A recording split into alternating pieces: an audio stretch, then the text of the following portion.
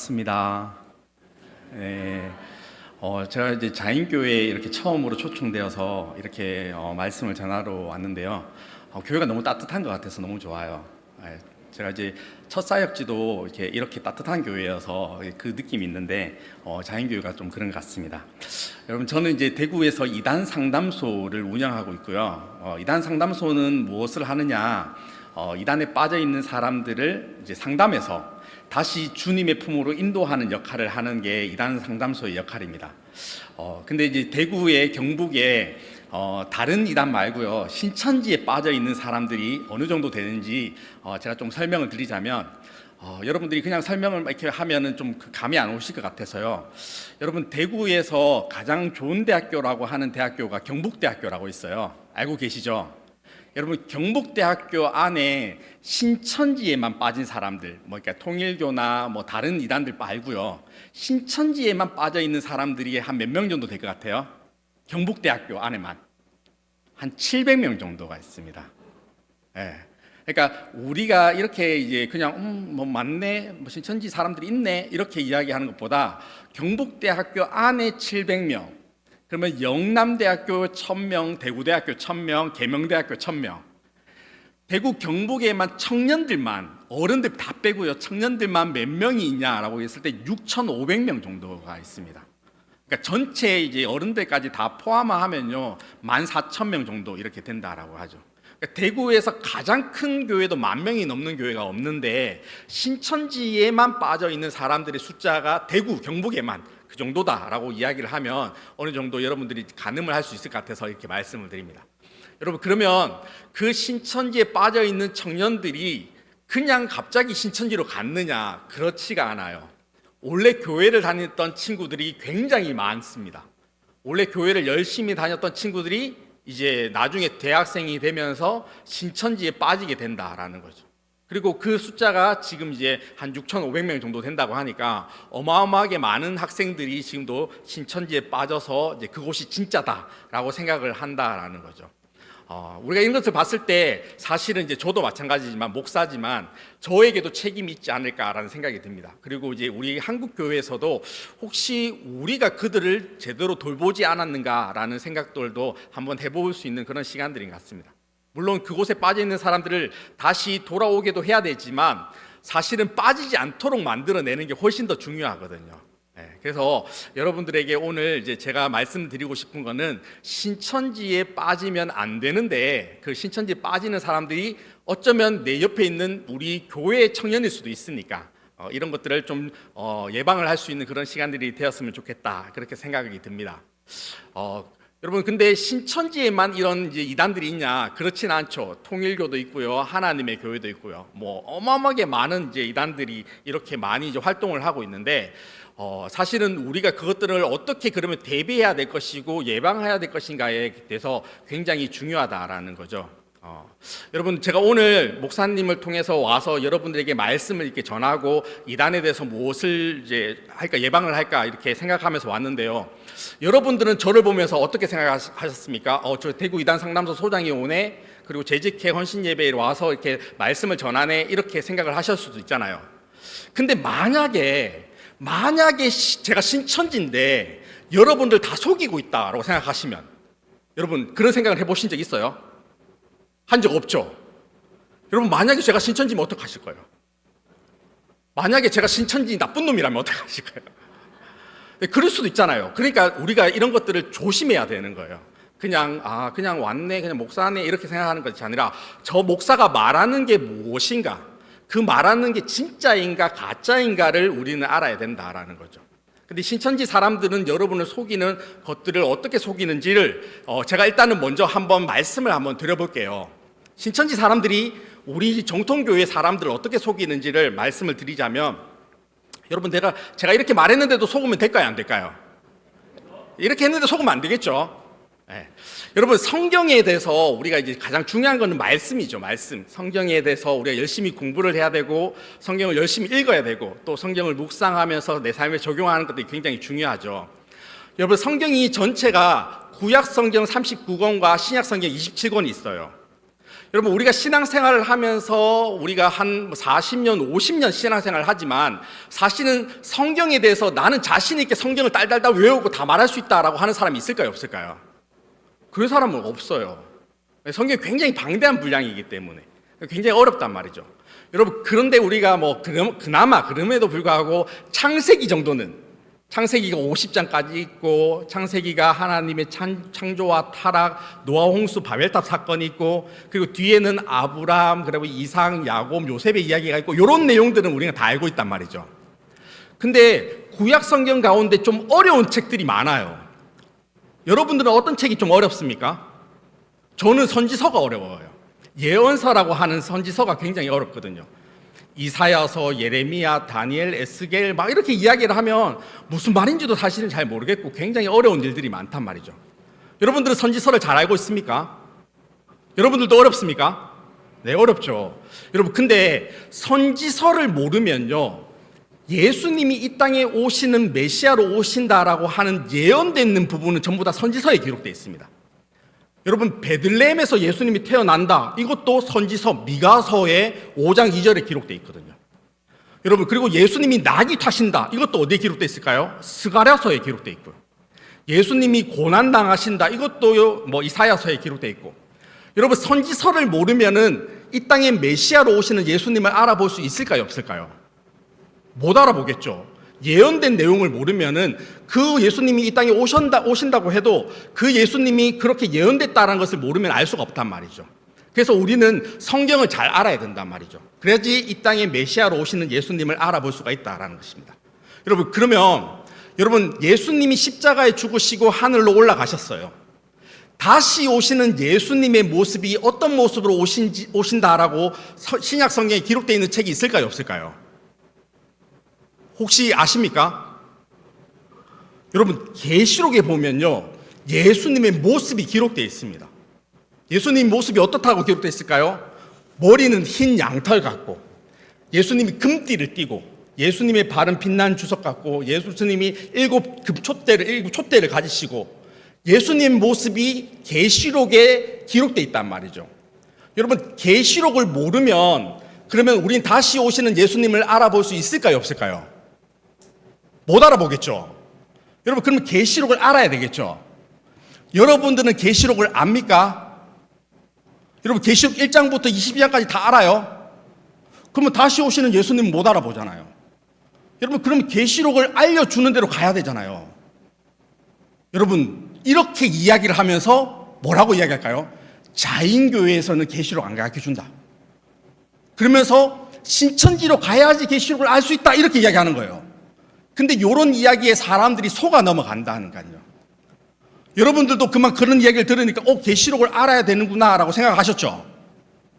여러분은 계시록 1장부터 22장까지 다 압니까? 잘 모르시죠? 그러면 어떻게 해야 될까요? 여기 앉아있으면 될까요, 안 될까요? 안 된다라고 하면 안 되거든요. 근데 많은 사람들이 안 되는구나 라고 생각하고 계시록을 알려주는 곳으로 가야 되겠구나, 이렇게 생각을 하게 만드는 거예요. 여러분, 구원을 위해서는요, 가장 중요한 것은 계시록을 알아야지 구원을 받을까요? 그렇지는 않아요. 오늘 읽었던 말씀 가운데 바울은 이야기합니다. 우리가 너에게 전한 복음 외에 다른 복음을 전하면 저주를 받는다. 여러분, 그럼 바울은 구원을 받았을까요, 못 받았을까요? 구원을 받았죠. 어떻게 구원을 받았을까요? 예수님을 믿음으로 구원을 받았고 예수의 복음을 알았기 때문에 구원을 받았어요. 여러분, 그러면 바울은 계시록을 알았을까요, 몰랐을까요? 몰랐어요. 바울은 계시록이 쓰여지기 전에 죽었거든요. 계시록이 뭔지도 몰라요. 근데 오늘날 많은 이단들이 우리에게 접근하는 방법은 뭐냐면 계시록을 모르면은 구원을 받을 수 없다, 계시록을 알아야지 된다, 이렇게 이야기를 하면서 접근을 한단 말이죠. 그러면서 계시록을 모르면 안 돼, 계시록 모르는 교회는 구원 못 받는 교회야, 이런 이야기를 하는 거예요. 여러분, 그렇지 않아요. 성경은 뭐라고 이야기하냐면 비록 우리가 계시록을 잘 모를 수도 있지만 예수 그리스도를 믿음으로 구원받는다라고 이야기하고 있단 말이죠. 사랑하는 자인교회 성도 여러분, 여러분의 구원은 예수 그리스도를 믿음으로 된 것입니까? 아니면 성경을 다 외워서 된 것입니까? 예수 그리스도를 믿음으로 된 것이죠. 이것에 대한 확신이 있어야 된단 말이죠. 근데 그 확신이 없으면 어떻게 될까요? 이단으로부터 와서 접근하는 그 이야기에 우리는 속아 넘어갈 수가 있다라는 거죠. 여러분, 그러면 이단들은 어떻게 여러분들에게 성경을 가지고 속이느냐? 제가 말씀을 한번 찾아보도록 하겠습니다. 우리 이사야서 34장 16절 말씀 한번 찾아볼까요? 성경책 오늘 한번 찾아보시는 걸로 이렇게 하면서 우리 말씀을 봤으면 좋겠는데, 이사야 34장 16절 말씀입니다. 제가 가지고 있는 성경은 1007페이지에 있습니다. 이사야 34장 16절 말씀입니다.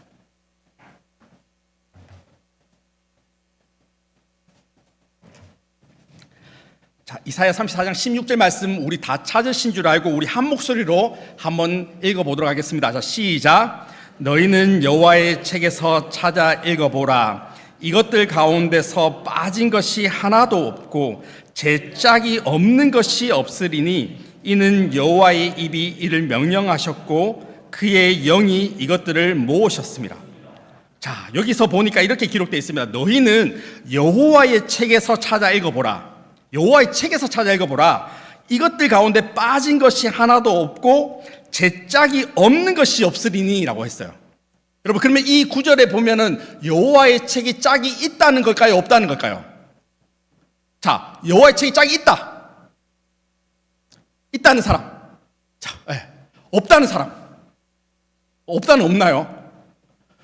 여러분, 16절만 보면요, 여호와의 책에 짝이 있다라고 느껴지죠. 저도 그랬어요. 저도 그랬다니까요. 확신을 가지고 여호와의 책이 짝이 있구나 이렇게 생각했어요. 근데 중요한 거는 왜 사람들이 요 구절만 가지고 이야기했을 때 속아 넘어가느냐라고 했을 때 윗구절을 한번 볼까요? 14절부터 한번 제가 읽어보겠습니다. 14절부터 들짐승이 이리와 만나며 순염소가 그 동류를 부르며 올빼미가 거기 살면서 쉬는 초소로 삼으며 부엉이가 거기에 깃들이고 알을 낳아서 그 그늘에 모으며 솔개들도 각각 제 짝과 함께 거기에 모이리라. 너희는 여호와의 책에서 찾아 읽어보라. 이것들 가운데 빠진 것이 하나도 없고 제 짝이 없는 것이 없으리니 이는 여호와의 입이 이를 명령하셨고 그의 영이 이것들을 모으셨습니다.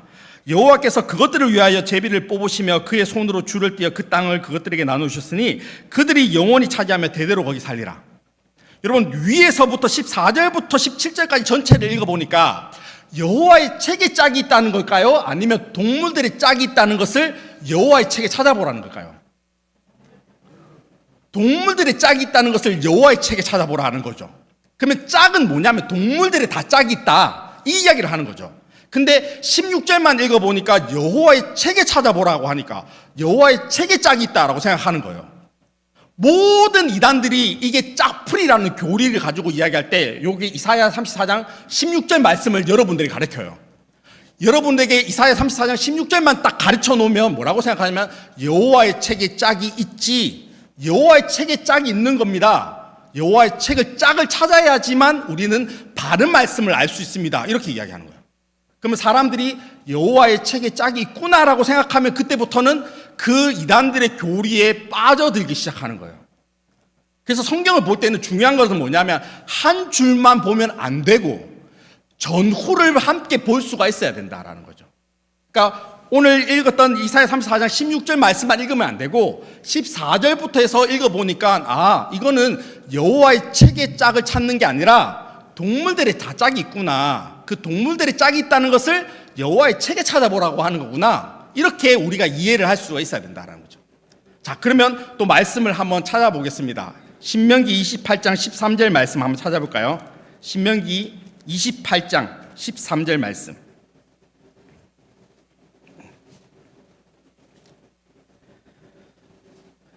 자, 신명기 28장 13절 말씀입니다. 구약성경 304페이지에 있습니다. 신명기 28장 13절 말씀, 구약성경 304페이지. 자, 이 말씀 제가 한번 읽어보겠습니다. 여호와께서 너를 머리가 되고 꼬리가 되지 않게 하시며 위에만 있고 아래에 있지 않게 하시리니 오직 너는 내가 오늘 내게 명령하는 내 하나님 여호와의 명령을 듣고 지켜행하며. 여러분, 우리가 너무 잘 알고 있는 말씀입니다. 여호와께서 너를 머리가 되고 꼬리가 되지 않게 하시며 라고 말씀하죠. 우리가 자녀들을 위해서 기도할 때도 이렇게 기도합니다. 우리 자녀들이 머리가 되고 꼬리가 되지 않도록 그렇게 우리는 기도하지 않습니까? 여러분, 그러면 머리가 되라고 했는데 머리는 뭘까요? 꼬리가 되지 않게 하시며라고 했는데 꼬리가 왜 되면 안 될까요? 요 말씀을 제가 찾아드릴게요. 다시 넘겨보겠습니다. 여기 손 놓고 이사야서 9장 15절 찾아보겠습니다. 이사야 9장 15절.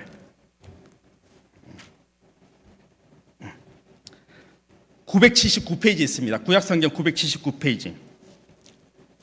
이사야 9장 15절 말씀입니다.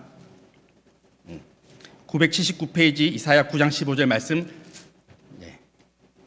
979페이지 있습니다. 이사야 9장 15절 말씀. 다 찾으셨죠? 우리 한 목소리로 한번 읽어보겠습니다. 시작. 그 머리는 곧 장로와 존귀한 자요, 그 꼬리는 곧 거짓말을 가르치는 선지자라. 자, 머리가 되라는 것은 뭐가 되라는 걸까요?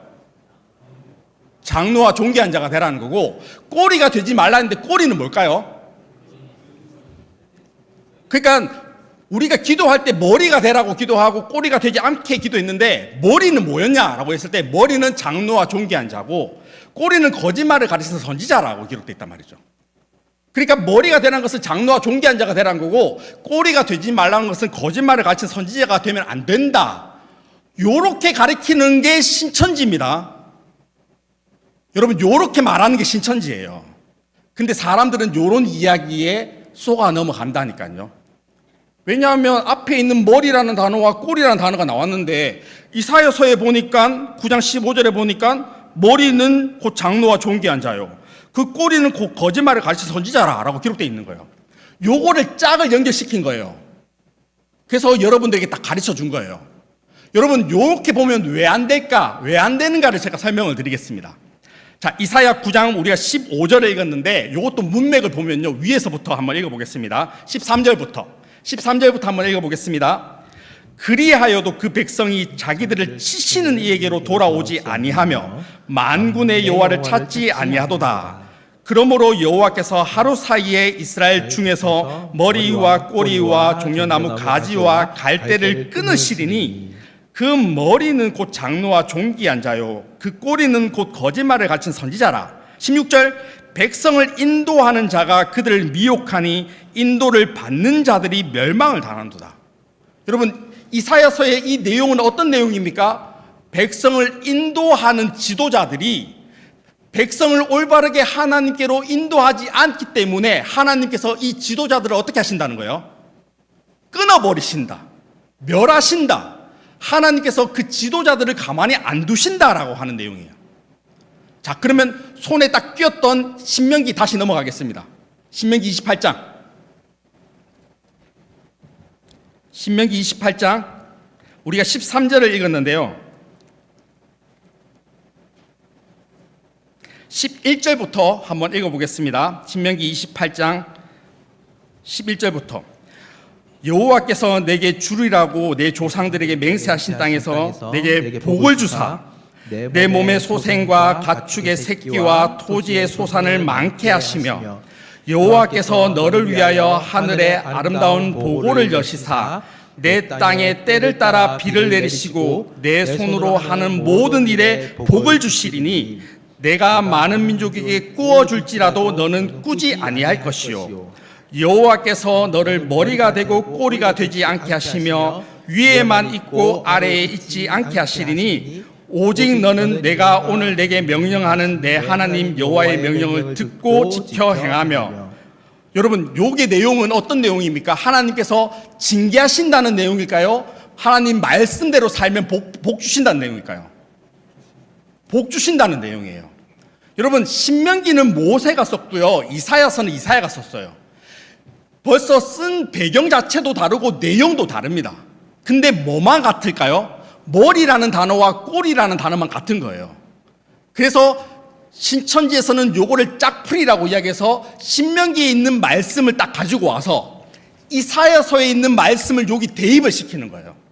그래서 머리가 되라는 것은 장로와 존귀한 자가 되라는 거고, 꼬리가 되지 말라는 것은 거짓말을 가르치는 선지자가 되지 말라는 거다, 요렇게 가르치는 거예요. 근데 의미를 들어보면 좀 괜찮은 말 같네 이렇게 생각하고 사람들이 그걸 그대로 받아들이기 시작하는 거예요. 이렇게 성경을 보면 안 되는 겁니다. 성경은 창세기부터 계시록까지 처음부터 끝까지 문맥을 따라서 내용이 무엇인지를 파악하고 그 내용이 무엇인지를 알고 그 단어가 무엇인지를 의미를 알아야 되는데 그냥 그거 상관없어요. 신천지는 그냥 요 단어는 요거다, 요 단어는 요거다 이렇게 가르치는 거예요. 그래서 신천지에 딱 가면 제일 먼저 가르치는 게 내용이 뭐냐면 신천지에는 겨자씨 비유가 있어요. 겨자씨 비유. 겨자씨 한 알이 땅에 심겨지면 나물보다 커서 나무가 되매 공중에 새들이 와서 깃들인다라고 하는 그 비유가 있죠. 여러분 알고 있죠? 이런 비유. 그 비유에 대해서 씨는 뭐냐, 밭은 뭐냐, 나무는 뭐냐, 새는 뭐냐 요렇게 이제 찾는 거거든요. 그러니까 씨가 뭐냐, 씨가 심겨졌다 있는 씨가 뭐냐 어떻게 찾냐 하면 누가복음 8장 11절 다시 한번 찾아보겠습니다. 누가복음 8장 11절.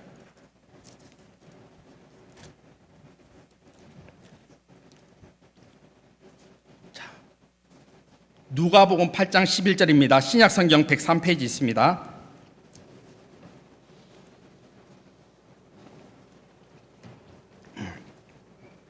누가복음 8장 11절. 자, 앞에 이제 자막도 있으니까요. 한번 읽어보겠습니다. 자, 시작. 이 비유는 이러하니라. 씨는 하나님의 말씀이요. 씨는 뭐라고요? 하나님의 말씀. 씨는 하나님의 말씀으로 되어 있어요. 씨는 하나님의 말씀.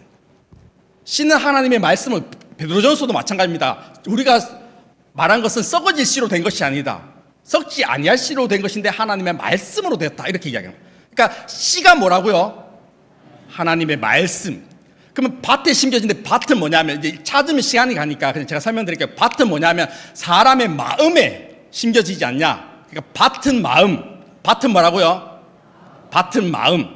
나무는 뭐냐면 요한복음 15장에 보면 예수님이 이렇게 이야기합니다. 나는 참 포도나무요.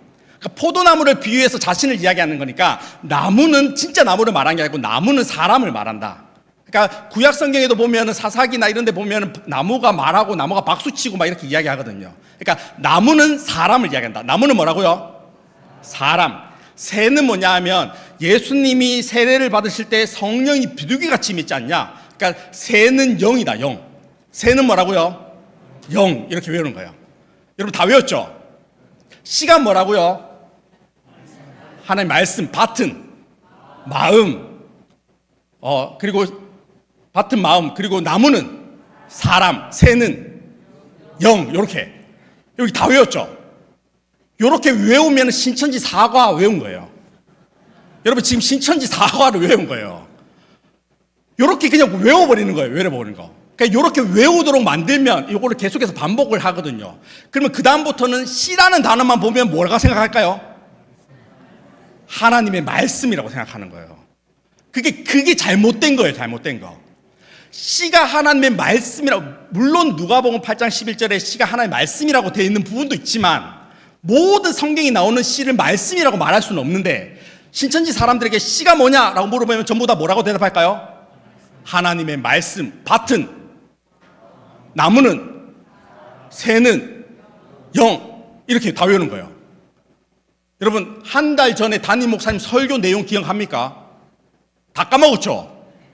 근데 씨는 뭐라고요? 보세요. 여러분 다 외웠잖아요. 요게 중독이에요. 이게 쇠뇌. 요걸 반복적으로 하는 거예요. 계속. 그러면 성경을 나올 때 씨라는 단어만 보면은 말씀을 집어넣는 거예요. 예레미야 31장 27절에 어떤 내용이냐면 사람의 씨와 짐승의 씨를 유다와 이스라엘에 뿌릴 날이 이를 거다. 이렇게 표현했거든요. 사람의 씨가 뭐라고요? 말씀. 짐승의 씨가 뭐라고요? 말씀. 이렇게 이야기한다니까요. 여러분 이게 신천지에 쇠뇌된 사람들이 대답이에요. 사람의 씨는 뭐냐 하면 사람의 자손을 이야기하는 씨예요. 아브라함의 씨. 그럼 아브라함의 말씀입니까? 아브라함의 자손을 이야기하는 거잖아요. 아브라함의 씨로 난 후사 이삭 이렇게 이야기하는 것처럼. 그러니까 씨를 전부 다 말씀으로 보면 안 되는데 신천지 사람들은 요걸 반복적으로 하다 보니까 쇠뇌를 시키는 거예요. 그러니까 씨는 말씀, 밭은 마음, 나무는 사람, 새는 영, 구름 영, 배, 교회, 물고기, 사람, 빈, 말씀 이렇게 이야기하는 거예요. 요거를 언제까지 공부하냐면 1년 공부해요. 1년. 여러분 근데 신천지가 공부를 얼마나 열심히 하냐면 월, 화, 목, 금 일주일에 4번씩 하루에 3시간씩 성경 공부를 해요. 여러분, 우리 여기 재직 헌신 예배잖아요. 우리 하루에 3시간씩 성경 공부를 합니까? 여러분, 이게 문제죠. 진짜는 가짜 같고 가짜는 진짜 같은, 신천지는 3시간씩 성경 공부를 하는데 우리는 그렇게 안 한단 말이죠. 여러분, 우리가 더 열심히 해야 되겠죠. 그러니까 우리가 그 정도로 바른 성경 공부를 열심히 해야 된단 말이죠. 그렇게 하지 않으면 안 된다라는 거죠. 그래서 신천지가 이런 것들을 계속 반복하면서 사람들에게 계속해서 초등, 중등, 고등을 하는 거예요. 좀 전에 말했던 씨, 밭, 나무, 새, 요게 신천지 사과. 근데 요게 초등 전부가 몇 강이냐면 50강 있어요. 중등 50강, 고등 50강이 있어요. 요거를 1년 동안 공부를 한다니까요. 그러면 그때부터는 성경을 제대로 읽을 수가 없어요. 왜냐하면 성경에 나오는 어떤 단어만 보면 자기가 배웠던 단어를 거기 집어넣어야 되거든요. 그래서 씨라는 단어만 보면 전부 다 뭐라고 생각할까요? 말씀, 이렇게 자꾸 생각하는 거예요. 여러분, 이런 식으로 가리키면 사람들이 잘못된 곳에 빠질까요? 안 빠질까요? 여러분들도 빠질 것 같죠?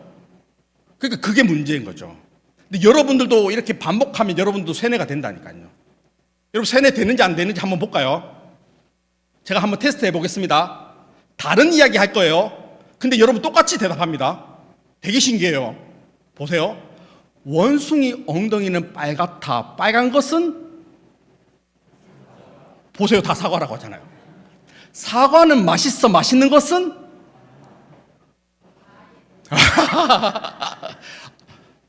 바나나는 길어. 긴 것은? 왜 다 똑같이 이야기해요, 우리는? 그러니까 이게 어릴 적부터 우리가 노래를 부르면서 반복적으로 듣는 그 세뇌를 당하는 거거든요. 근데 신천지에서 성경을 가지고 이런 식으로 세뇌를 하는 거예요. 반복적으로. 씨는 말씀, 밭은 마음, 나무는 사람, 새는 영. 요거를 계속해서 이야기하는 거예요. 그러면 그 사람들이 요거 공식화를 배우면 그때부터는 성경을 볼 때마다 나무라는 단어만 보면 사람을 대입시키는 거예요. 그렇게 봐야 된다고. 성경이 짝이 있고 성경은 그렇게 봐야 된다고 배우는 거예요. 그때부터는. 그러니까 신천지 사람들에게 머리는 뭐냐? 장로와 종기환자. 꼬리는 뭐냐? 거짓말을 선지자. 이렇게 세뇌가 됐다니까요. 그 사람들에게 요 단어는 뭐냐라고 물으면 그 사람들은 배운 단어를 크게 대입하는 걸로 공부를 1년 동안 한 거예요. 세뇌를 시키면서. 그러니까 제대로 된 성경을 읽을 수가 없고 바르게 성경을 해석할 수가 없게 만들어 버리는 거예요. 여러분, 이런데도 신천지 가서 성경 공부를 하면 될까요? 안 될까요? 안 됩니다. 그래서 교회에서 그렇게 이야기합니다. 나가서 성경 공부하면 안 됩니다. 교회 밖에서는 성경 공부하면 안 됩니다. 이상한 거 배우는 거예요. 요거 배우는 거예요. 요거. 근데 사람들은 요거 배우면서 뭐라고 생각할까요? 와, 재밌어. 와, 신기하네. 이렇게 생각하는 거예요. 여러분, 이거 재밌는 게 아니고요. 이거는 성경 가지고 여러분의 신앙을 갉아먹는 겁니다. 밖에 나가서 성경 공부를 하면 절대 안 되는 거예요. 여러분, 자인교회 말고 밖에 나가서, 다른 교회도 마찬가지입니다. 자인교회 말고 밖에 나가서 성경 공부를 하면 될까요? 안 될까요? 안 됩니다. 절대 안 돼요. 여러분, 여러분의 신앙을 지켜내는 사람은 누구냐면 자인교회 목사님들이죠. 다른 분이 여러분의 신앙을 지키지 않아요. 절대 여러분의 신앙을 지켜줄 수도 없어요. 물론 이렇게 이야기하면 막 그렇게 이야기했죠. 목사님, 뭐 서울의 어떤 목사님 말씀이 너무 좋던데요. 뭐 그렇게 이야기할 수도 있어요. 여러분, 근데 그 목사님이 여러분이 진짜 위험에 처했거나 아니면 여러분이 만약에 입원을 했어요. 그러면 그 서울에 있는 목사님이 나에게 찾아올까요? 안 온다니까요. 누가 올까요?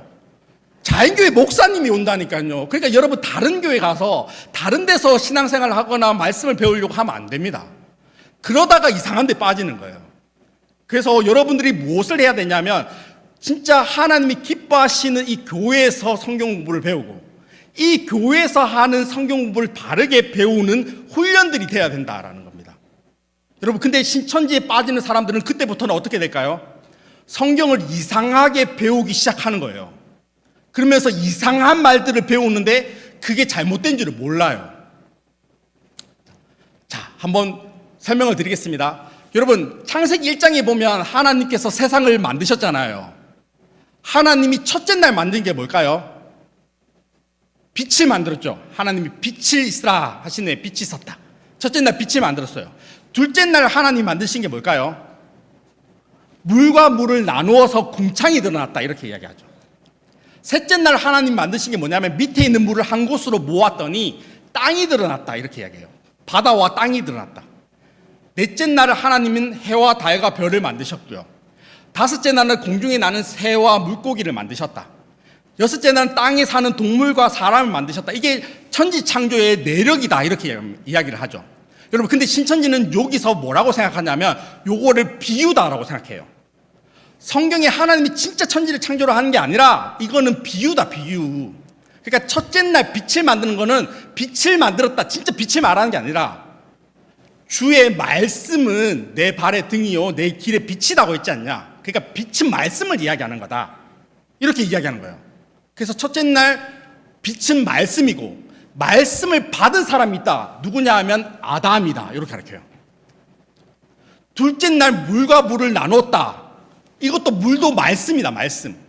그 말씀 가운데 말씀을 받은 사람이 있다. 누구냐 하면 그게 노아다 노아. 셋째 날 땅이 드러났다. 근데 땅 가운데 말씀을 받은 사람이 있다. 약속의 땅 가나안 땅으로 가라고 했던 사람이 있다. 누구다?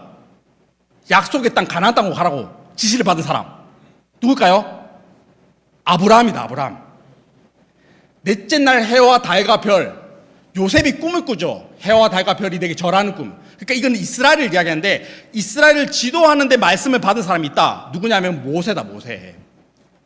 다섯째 날 새가 날아라 했는데 새는 아까 제가 뭐라고 했죠? 새가 영이라 했죠. 성령이 함께하는 가운데 말씀을 받은 사람이 있다. 누구냐면 예수다 예수. 마지막 사람이 하나님이 창조하셨는데 그 사람이 말씀을 받았다. 그 사람이 신천지에서 누구라고 할까요? 어떻게 아셨어요? 여러분 신천지 가보지도 않는데 어떻게 답을 아셨어요? 그렇게 이야기하는 거예요. 그러면서 결론적으로 무엇을 이야기하냐면 성경은 이만희를 말하는 거야. 예수는 2000년 전의 구원자야 이렇게 생각하는 거예요. 그러니까 이런 이야기를 자꾸 들으면서 뭐라고 생각하냐면 와 성경 재밌네. 창세기 너무 재밌네. 교회에서는 한 번도 이런 이야기를 들어본 적 없는데 너무 재밌어 이렇게 생각하는 거예요. 여러분 교회에서 왜 신천지처럼 이렇게 창세기를 말하지 않을까요? 잘못됐기 때문에. 이렇게 성경을 해석하면 안 되기 때문에 우리가 그렇게 말하지 않는 것입니다. 여러분 이게 맞다라고 이야기하면 목사님들이 왜 말하지 않겠어요? 근데 이게 올바르지 않기 때문에 말을 하지 않는 겁니다. 그래서 중요한 것은 내가 처음에 들었던 성경 공부를 어디서 들었는데 그게 너무 재밌다, 신기하다, 처음 듣는다 라고 하면 그거는 거의 신천지 이단 사입일 겁니다. 여러분 그래서 우리는 무엇을 해야 되냐면 하나님의 말씀을 바르게 받고 그 말씀을 붙잡고 살아가는 것이 돼야 되는데 그 옳은 말씀이 무엇이냐라고 했을 때 그 중에 가장 중요한 것이 무엇이냐면 예수 그리스도만이 우리의 구원자가 된다. 이거를 아셔야 된다는 거죠. 여러분들은 구원을 받았습니까? 아니면 구원을 받아야 됩니까? 구원을 받았죠. 언제 구원을 받았습니까? 성경은 예수님을 믿는 순간 그 순간 우리는 구원을 받았다라고 이야기합니다. 예수님을 믿는 순간 사도행전이 그렇게 이야기하거든요. 날마다 구원받는 사람들의 수가 더하더라 이렇게 이야기합니다. 어제 예수님을 믿었으면 어제 구원을 받은 삶을 살아가는 거고 오늘 예수님을 믿었으면 오늘부터 구원받은 삶을 살아가는 거고 내일 예수님을 믿었으면 그때부터 구원받은 삶을 살아가는 거예요. 자인교회 성도 여러분, 여러분들은 구원을 받았습니까? 구원을 받아야 됩니까? 받았어요. 근데 구원을 받았음에도 불구하고 계속 구원을 받으려고 하면 안 되는 거예요. 구원을 받았으니까 주셨단 말이죠. 주시니까 우리는 받았는 거잖아요. 그래서 하나님의 주신 구원을 우리는 받았으니까 구원을 받으려고 애쓰는 게 아니다라는 거죠. 근데 모든 이단들, 다른 종교, 기독교 말고 모든 이단들은, 불교도 마찬가지고 모든 이단들은 구원을 받으려고 하는 거예요. 구원을 받기 위해서. 구원을 받기 위해서는 무엇을 해야 되냐라고 했을 때 그 단체가 말하는 요구하는 것들을 이뤄내야 된다는 거죠. 신천지에서는 그게 뭐냐 하면 14만 4천 안에 들어가야지 구원을 받을 수 있다. 그러면 14만 4천 안에 들어가기 위해서는 무엇을 해야 되냐면 헌금을 많이 해야 돼요. 생각보다. 그것만 하냐? 아니요. 전도 무조건 해야 된다. 전도하지 않으면 안 된다. 그리고 계시록을 시험을 칩니다.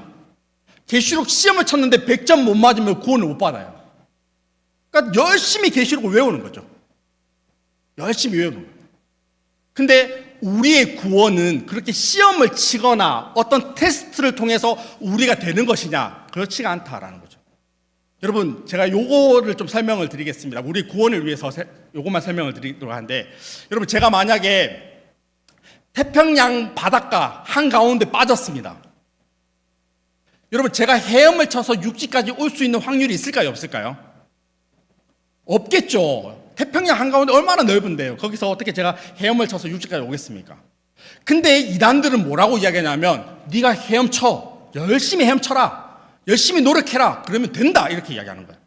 그러니까 열심히 헤엄을 치면 칠수록 힘이 빠지고 내가 육지까지 못 가는구나라는 것을 생각할 수밖에 없는데, 이단들은 뭐라고 이야기하면 아니다. 갈 수 있다. 헤엄을 쳐라. 전도도 하고 계시록도 외우고 그리고 헌금도 많이 하고 그렇게 하면 된다. 이렇게 이야기하는 거예요. 열심히 해요. 그래서 신천지 사람들에게 제가 질문합니다. 당신은 구원을 받았습니까? 라고 질문을 하죠. 그러면 그 친구들이 하는 말이 뭐냐면 구원을 받으려고 하고 있어요. 이렇게 이야기합니다. 열심히 하는 거예요. 그럼 뭐 언제 구원 받냐? 라고 물으면 아직 잘 모르겠어요. 구원 받으려고 열심히 하고 있어요. 이렇게 이야기하죠. 여러분, 바다에서는 우리가 헤엄을 치면 칠수록 뭐가 되냐면 내가 힘이 빠지고 내가 여기서 더 빨리 죽을 수 있구나라는 것을 깨달아야 된다는 거죠. 내가 만약에 헤엄을 친다라고 이야기해서 헤엄을 쳐서 내가 육지까지 도착했을 때 우리가 구원이라는 단어를 쓸까요? 안 씁니다. 구원은 받는 거잖아요. 구원은 주셨을 때 받는 거지 내가 열심을 내서 이뤄내는 게 구원이라고 말하지 않는다는 거죠. 여러분, 그러면 바다 중앙에서 내가 육지까지 올 수 있는 방법이 뭘까요? 방법. 사실은 내가 할 수 있는 방법은 없어요. 나는 여기서 죽는구나라는 걸 생각하는 거죠. 근데 갑자기 헬기 소리가 들리는 거죠. 누군가가 헬기를 타고 내 근처로 오는 거죠. 그리고 나는 그에 대한 믿음이 생겼어요. 저 헬기에서 누군가가 내려와서 나를 건져주지 않을까라는 믿음이 생긴 거죠. 그때는 진짜 누군가가 내려와서 나에게 손을 내밀었어요. 그리고 제가 그 손을 딱 붙잡았더니 헬기가 붕 떠더니 나를 육지까지 데려줬을 때 그때 우리는 무슨 단어를 쓸까요? 구원받았다라는 단어를 쓰는 거죠.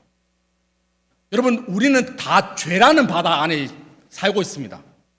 죄인이 아닌 사람은 아무도 없어요. 여러분도 마찬가지고 목사님 저도 마찬가지예요. 우리는 다 죄인입니다. 죄의 삭은 사망이고 우리는 죄에서 버욱적거리고 있는 거예요. 여러분이 죄를 벗어나기 위해서 아무리 노력해 보십시오. 여러분 벗어날 수가 있나? 그럴 수가 없어요. 우리의 열심으로는 될 수가 없다라고 이야기합니다. 근데 나는 아무것도 안 했는데 나는 여기서 죽는구나라고 생각하고 있었는데 갑자기 죄가 없으신 그분, 죄 바깥쪽에 있는 그분이 나에게 찾아오셨어요. 여러분, 그분이 누굴까요? 예수님이에요. 그 예수가 나에게 찾아오셨고 예수님이 나에게 손을 내밀었어요. 그리고 우리는 그분의 손목을 붙잡은 거예요. 그랬더니 그 예수가 나를 건져서, 죄에서 나를 건져서 천국으로 집어넣어줬을 때 우리는 무슨 단어를 쓸까요? 구원받았다라는 단어를 쓰는 거예요. 여러분, 구원을 받기 위해서 여러분들이 한 게 있습니까? 아무것도 없죠. 나는 그냥 가만히 있었어요. 죄인이라는 것밖에. 나는 죄인이에요. 나는 아무것도 한 게 없어요. 나는 그냥 죄인이 여기서 죽는 거예요. 라고 밖에 한 게 없어요. 근데 나는 아무것도 안 했는데 예수 그리스도 그분이 나를 살리기 위해서 무언가를 하기 시작하셨어요. 그 예수가 하늘에서 하나님과 동등됨을 취할 것으로 여기지 않으시고 사람이 되셨다라고 이야기합니다. 그 예수가 저를 살리기 위해서 십자가 길을 걸어가셨고 그분이 골고다 언덕길을 걸어가셨고 그분이 가시면류관 쓰셨고 그분이 침뱉음 당하시고 그분이 뺨 맞고 채찍 맞으시고 그분이 십자가에서 자신의 모든 피를 다 쏟아내셨고 그리고 그분이 저를 살리기 위해서 3일 만에 부활하셨습니다. 그리고 우리에게 질문하는 건 뭐냐면 네가 나를 믿냐? 내가 너를 건져줄 걸, 내가 너를 구원해 줄 걸 너 믿냐? 요거 묻는 거예요. 여러분, 우리가 예수님을 믿으면 구원을 받았다라고 이야기하는 것은 나의 열심으로 된 것이 아니라 오직 예수 그리스도의 은혜로 된 것이다라고 고백할 수가 있다는 거죠. 사랑하는 자인교회 성도 여러분, 여러분의 구원하신 것은 예수 그리스도의 희생과 그분의 은혜로 된 것이지 나의 열심으로 된 것은 아니다라는 거죠. 여러분, 그러면 우리는 어떻게 살아가야 될까요? 그 예수 그리스도의 은혜를 받았으니까 그 은혜를 힘입어 지금부터는 그 예수님이 기뻐하시는 삶을 살아내는 것, 이것이 구원받는 사람들의 삶이다라는 거죠. 여러분, 좀 전에 제가 질문했습니다. 사랑하는 자인교회 성도 여러분, 여러분 구원을 받았습니까? 라고 물었을 때 여러분이 다 구원을 받았다고 얘기했잖아요. 그렇죠? 그러면 제가 한번 이단 사이비 종교 어떤 교주가 돼서 여러분의 그 믿음을 한번 흔들어 보겠습니다. 흔들리면 될까요? 안 될까요? 안 됩니다. 구원을 다 받았으니까. 자인교회 성도 여러분, 여러분 다 구원 받았잖아요. 여러분 새벽 기도에 왜 빠져요? 여러분 교회 봉사합니까? 여러분 교회 청소 그렇게 열심히 해요? 교사로 다 섬깁니까? 여러분 믿음 있다고 하는데 그렇게 하는 게 맞아요? 이렇게 물으니까 갑자기 나는 믿음이 없는 건가? 나는 구원 못 받은 건가? 이렇게 생각되시죠? 여러분 그러면 넘어가는 거예요. 그게 아니라니까요. 누군가가 그렇게 물었을 때 여러분은 뭐라고 이야기해야 될까요? 비록 내가 연약해서 새벽 기도에 매 가지는 못합니다. 교사로 섬기지도 못해요. 그러나 나의 구원은 예수 그리스도를 믿음으로 된 것입니다 라고 고백할 수 있어야 되죠. 이렇게 이야기하면 또 새벽 기도 안 온다. 또 내일부터 아무도. 이렇게 해서 나는 구원받았으니까 나는 이제 아무것도 안 해도 돼. 나는 새벽 기도도 안 가도 돼. 이렇게 말하면 요걸 뭐라고 부르냐면 구원파라고 불러요. 구원파. 그러니까 왜 우리는 새벽 기도를 와야 되고 우리는 해야 될까요? 예수 그리스도의 은혜로 그분의 희생으로 내가 구원받았으니까 내가 눈을 떴을 때, 아침에 눈을 떴을 때 나도 오늘 하루를 주님을 위해서 한번 살아봐야 되겠다. 오늘 하루 주님의 영광을 위해서 한번 살아봐야 되겠다. 내가 한번 기도하고 하나님의 은혜를 누리면서 살아봐야겠다 하면서 아침에 일찍 일어나서 새벽에 달려오는 겁니다. 구원 받았기 때문에 새벽 기도에 오는 거예요. 구원 받았기 때문에 그래 나보다 더 어려운 사람을 내가 도와야지 하면 섬기는 거고요. 구원 받았기 때문에 우리 자녀들 위해서 교사로 섬기는 거고요. 구원 받았기 때문에 나보다 더 힘든 사람들 위해서 봉사하며 살아가는 거, 이게 구원 받은 사람들의 삶이다라는 거죠. 사랑하는 자인교회 성도 여러분, 여러분이 다 구원을 받았고 또 구원받은 삶을 살아내면서 하나님의 기쁨이 되고 하나님의 은혜를 누릴 수 있는 여러분 되시기를 주님의 이름으로 기도드립니다. 여러분 말씀을 정리할게요. 여러분 이단들이 말하고 있는 가서 성경 공부를 배우거나 그렇게 해서 내 영혼이 정말 하나님의 기쁨이 되느냐, 그렇지는 않아요. 우리의 기쁨은 비록 이 성경 말씀이 때로는 어렵지라도 그 어려운 말씀을 묵묵히 읽고 통독하고 묵상함을 통해서 그 말씀을 내 삶에 적용시키고 그 말씀으로 살아내는 훈련을 통해서 결국에는 이 말씀이 내게 되는 거고, 그 말씀의 훈련은 누가 시켜줄 수 있냐? 자인교회 목사님들이 시켜줄 수 있다는 거죠. 그래서 자인교회에서 여러분들이 잘 신앙생활 하시고 마침내 구원받은 삶을 살아내면서 하나님의 기쁨이 되고, 그리고 우리의 인생 끝나는 그 시점 가운데 우리가 그렇게 만나고 싶었던 예수님을 만나서 예수님 나를 위해서 희생하셨으니 내가 충성되게 이 땅에서 믿음을 지켜놓으라고 고백하면서 예수님 품 안에 안길 수 있는 우리 자인교회 성도 여러분 되시기를 주님의 이름으로 기도드립니다. 제가 기도하도록 하겠습니다.